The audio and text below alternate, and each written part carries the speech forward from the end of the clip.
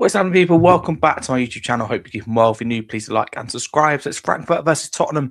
It's match week 8 out of 8 in the league phase of the Champions League. Big game in particular for Tottenham. So stay tuned till the end. So my thoughts going into this then, of course, you're not going to be too confident when you look at the way that Spurs are playing generally at the moment, but also 14 players that are ineligible or cannot play, for Tottenham in this game. And, it's 14 out really is the best way of putting it. But that does include, injured players as well as those ineligible. But either way, Tottenham really kind of limited with those resources and just 14 players, unavailable. Just it's huge if you think about it. Odegaard and Colin Warney are both fine. They're involved in the car crash, but luckily they're both okay and they're fine for this game. More importantly is how they've got out of the crash, alive and healthy, but also they are available for this game, which is a bonus. Van der Ven's out with something minor, hopefully back for the weekend, and Pedro Porro hamstring, 4 weeks is out, so that's a huge blow, huge blow. It is coming for me with Porro when you play that many games. Unfortunately, I think that'd be fair to say. So not good at all, not good news.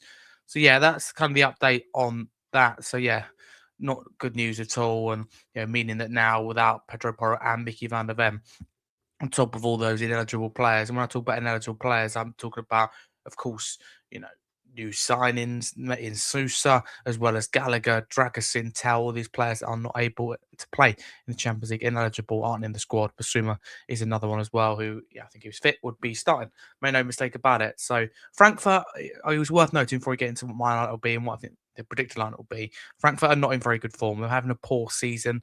If we look at it, they're 8th in the Bundesliga, but in the Champions League, I think they're second from bottom, just 4 points from 7 games. So they've really struggled, and their form's really bad. No wins in 6. They, on average, concede 3 goals a game. Typical Dr. Tottenham, what will happen in this game.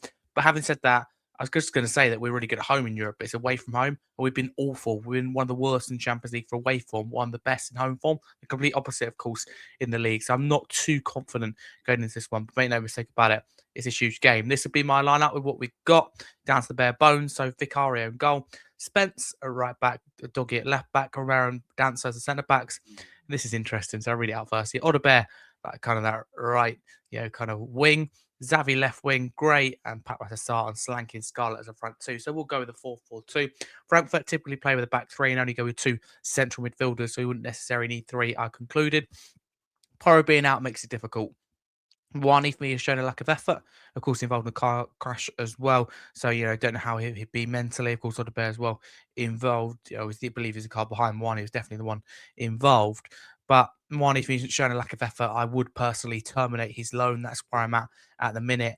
So I'd also think he's blocking the pathway of the likes of Tell playing in that striker position and Scarlett. So I'd personally terminate the loan of Moani, make Slanky the starting striker if he's not already, and Tell, give him more minutes in striker position, and Scarlett give him more opportunities off the bench. So that's the way I view it in terms of the front two. Sarr coming back in, he should be fit. I believe he has travelled, come back from AFCON, the right kind of timing, with everyone else being out. And Odegaard, I think, he's really adopted that right-hand side. Simmons, I think we'll have to sacrifice him a little bit and play on the left. Sometimes he looks a lot better, though, on the left. So I recognise there's a drastic change of formation. I just don't think playing a back 3 is too feasible. With the players who've got out now with Porro out and now with Van der Ven, it just makes it incredibly difficult, even for Frank to try and play. So that'll be my team. I recognise that it's maybe a little bit strange, but it doesn't make sense to me putting Colin Wani in there. But apart from that, we're down to the bare bones. So maybe just a different formation. I think this team is not crazy, apart from Dane Scarlett. I reckon, a lot of people would personally go with Moani over Scarlett. I would personally go with a little bit of youth. And, when Moani is no doubt has got talent, but 0 league goals, for example, only scoring in the Champions League and, it's just showing a lack of effort for me. This is what I think Thomas Frank will go with. Despite what I've just said, I think Frank will go with back 3.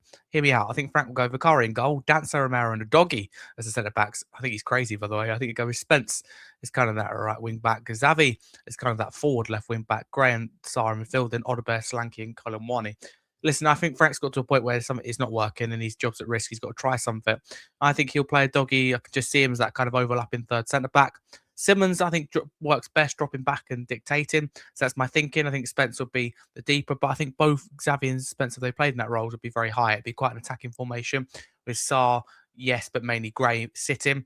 I think Moani on the left. I think that, on the other on the right, I think is a given. They, of course, they can swap with Solanke up top. I think that's what Frank will go with, and this is only because Porro and Van der Ven are out. But I think he'll play players out of position. But like I said, there it suits. Spence, I think you can play him right back, right wing, left back, left wing, and he can really cope well.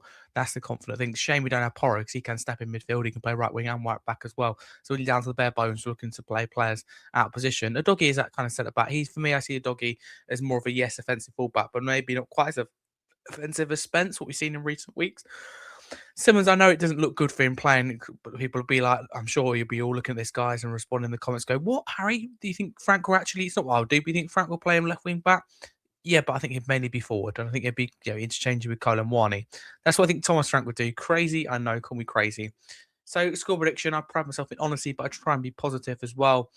I think this game is going to be a 2-2 draw. Frankfurt always concede goals. They sometimes do score, but they concede a lot of goals. I just am not really feeling confident in Tottenham right now. A lot of things going wrong.